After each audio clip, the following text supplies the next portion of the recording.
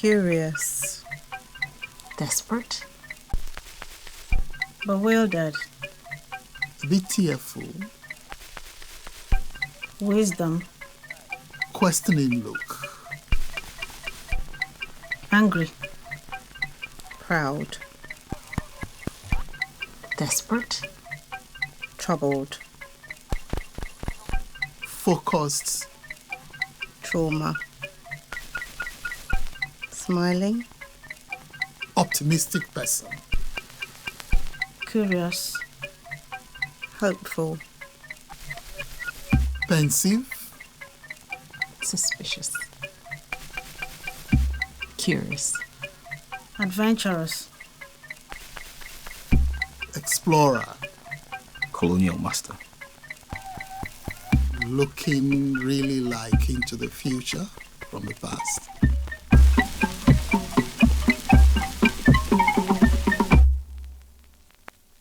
This is someone who seems to be out of her natural environment, and she's on shore.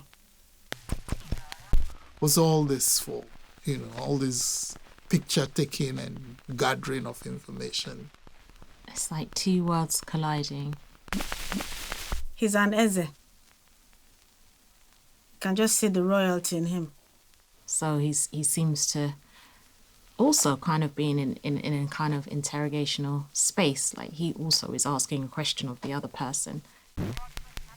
Something that portrays the beauty of the African personality, a clear representation of its dignity. There's somebody who is very comfortable in who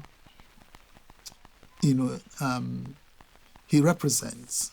Yeah, he's either going through some kind of rites of passage, he looks like he's a young warrior in training, or possibly he's from a royal family of some sorts. He definitely has some status because of the nature of the scarification. Those marks, particularly from my place or from among the Igbo people, we have scarification in the past, and the Ichi marks are not easy to get, and not everybody has them.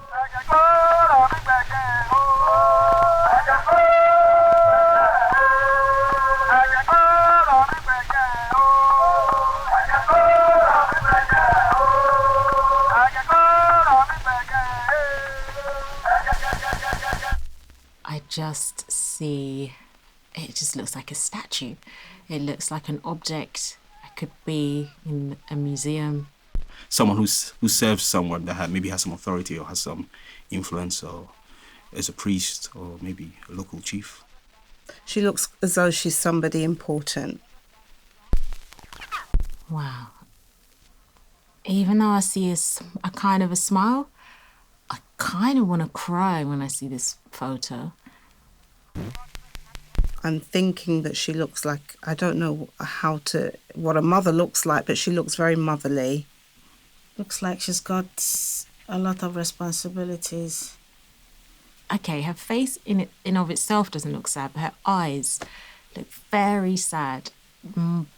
Not because of what she's doing or where she is, but like something ages ago. Like there's a long, long, long, deep sadness. She's really weary. She's tired. She's fed up.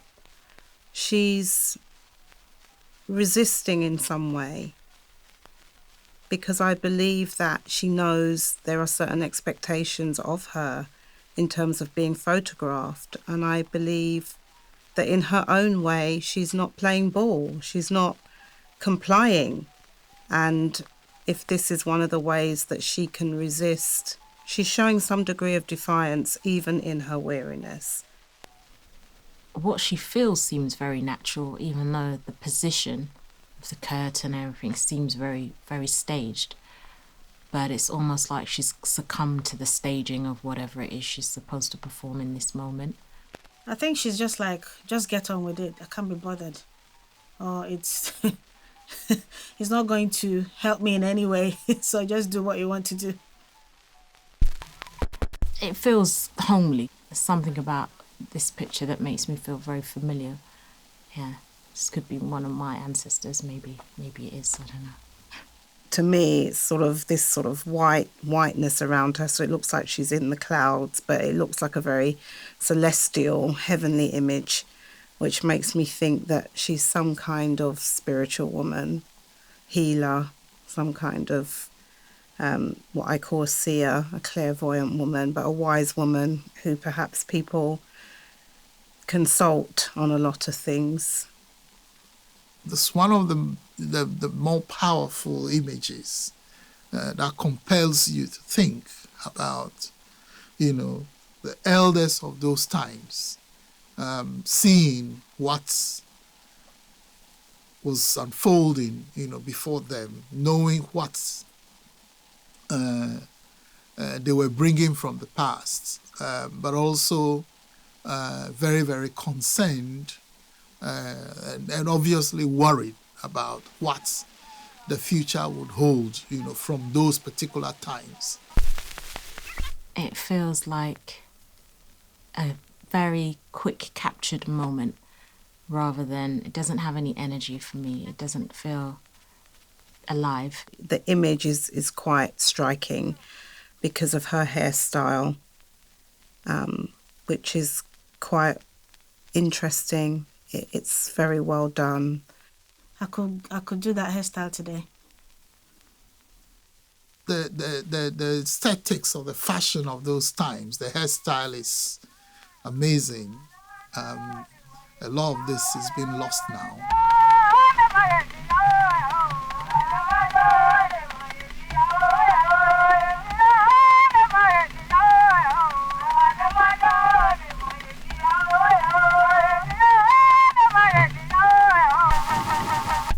From a rich background, from a rich background, because of the teeth sharpening costs a lot in those days. So and for someone so young to have it, probably from a rich family.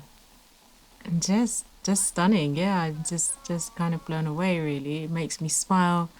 It makes me want to meet this person. I mean, the smile just shows that whatever the circumstances were, they were determined to kind of work out a better future. That just makes me want to smile. It's very bright. It's very peaceful, very alluring. That's a young girl, happy person. I think this is one of the most powerful images where that smile just, I think that as horrible as it all looks, as traumatizing as it all looks now, we shall overcome.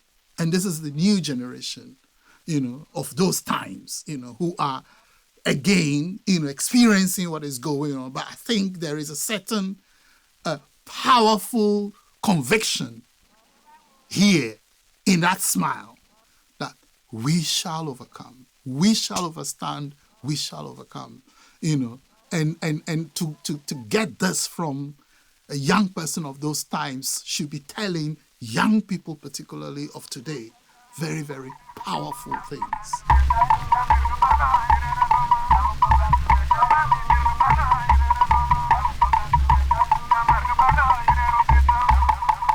I'm wondering how she feels about being photographed bare-breasted. I'm not sure. I can't tell from her expression whether she's happy or unhappy, but certainly she knows that she's being gazed at. This guy looks like, I don't know, the extra in like every slave movie that's ever been made. It is like the archetype of tragedy, despair, and horrific histories. Who do I think he is? I think he's serving someone. He's been told to do something, and he's just complying, but he's not quite sure why. The number as well, 755. I wonder why he's holding one. Record 292, 405, 428, 429, record 534, 538. Number 727. 729. March 23rd, 1960. Well, the numbers is what you give to items and objects.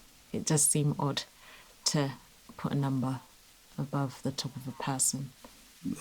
Maybe the subjects that the photographer has covered, and that is the 1,424th person being photographed. I don't think it's about the number of people. I think it's just the number of photographs they've taken. This whole idea of a number, to an African by a colonial mandated person, makes these people look more, vivid, like captives, of colonialism who are numbered, and they just represent statistics, for the colonial authorities. Even though African people still tried to maintain degrees of their agency, the general framework was one of colonialism. So in that sense, the image could be considered a violent image. I don't see violence in the image as a whole. I see an element of mistrust in this person's eyes, maybe. On the other hand, it feels as if they're being forced into a corner, forced to be something. So the violence in it, I think it's sort of stripping them of their individuality and then just, them becoming a number, not a human being and a person. Yes, I mean, it conveys the structural violence of colonialism, undoubtedly. And for me, it really, really raises the issues about the actual nature of European colonization of Africa, and the fact that these, what we see as the Mangamizi, the African Holocaust, these images convey, that. And what is actually disturbing is the fact that there has, as far as I know until now, there has not been an attempt to bring these things into the open for a critical look.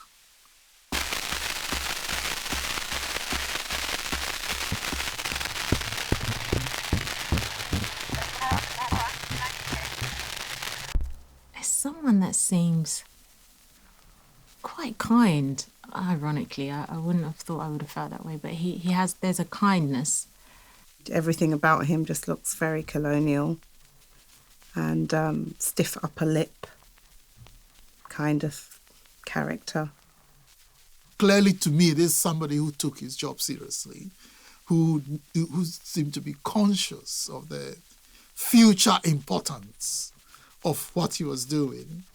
I think was a genuine human being. I think he, to be there and to have spent a lot of time covering his subject, I don't think he covered them with detachment at all. I mean, all right, maybe perhaps the way you would maybe study an insect population or something like this. I think he was genuinely involved in the lives of people.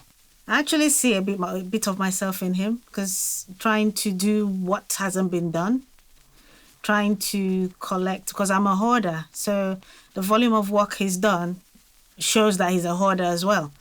So picking things, even if he doesn't quite know what use it will be, but just in case it comes in useful.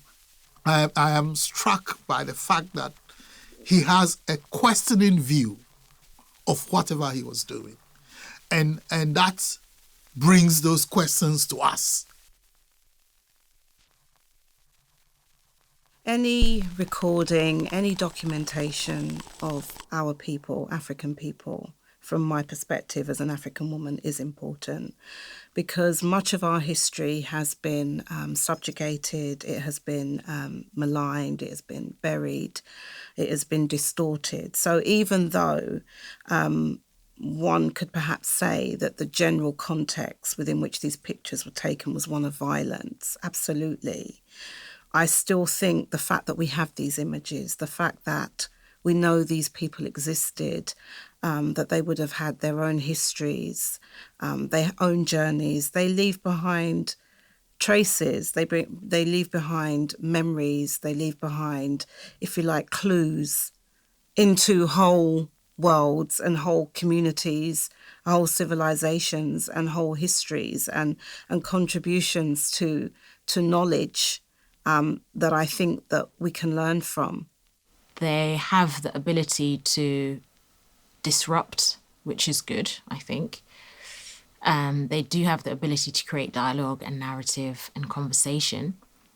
But then at the same time, it doesn't really move anything forward. It's not a new conversation. It's not a new dialogue. And I think it would depend on how they're being used as to whether or not and how they can disrupt the current conversation or the lack of current conversation about colonialism and race and the concept of race and, politics of people. It gives us an insight of what life was like then.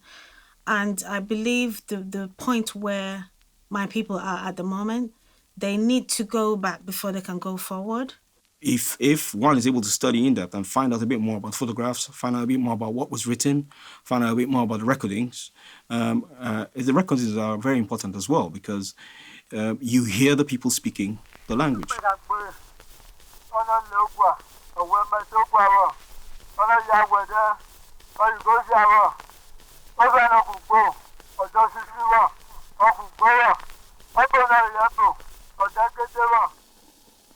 And when you look at the optimism that some of them exude, that is even far more powerful, because in that it shows that you may have us in a situation of the moment which shows an overpowering of who we are, but we haven't quite given up our power. And we express it even in the way we look, in the way we dress, and more importantly, the messages we pass to all of humanity of the future.